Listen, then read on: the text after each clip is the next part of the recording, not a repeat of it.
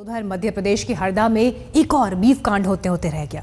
गौमांस की शक में गौरक्षा समिति के कार्यकर्ताओं ने मुस्लिम बुजुर्ग दंपत्ति को इतना तंग किया कि ये नौबत मारपीट तक आ गई।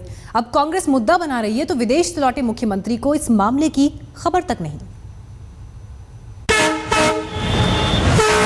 मध्य प्रदेश के खंडवा से छूटी कुशीनगर एक्सप्रेस अपनी पूरी रफ्तार से मंजिल की तरफ भागी जा रही थी।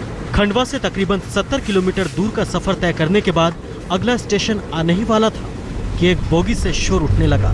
खिड़किया स्टेशन पर ट्रेन के रुकते ही आंधी तूफान की रफ्तार से कुछ लोग डिब्बे में दाखिल हो गए और लोगों के सामान की तलाशी लेने लगे।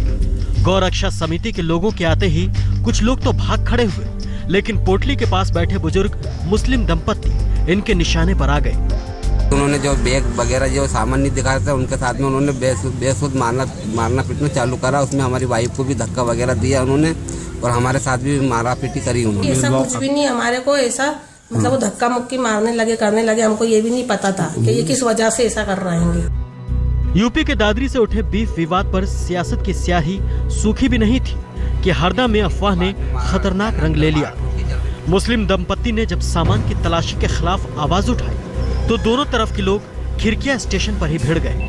अब बरामद मांस की जांच से साबित हो चुका था कि गोमांस की अफवाह सरासर गलत थी और दलों ने इसी बहाने अपनी सियासत चमका ली।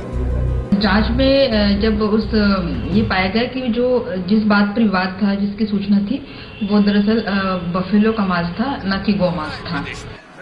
कांग्रेस को मौका मिला तो सीधे सरकार पर सवाल खड़े कर दिए। शिवराज सिंह खुद करा रहे हैं।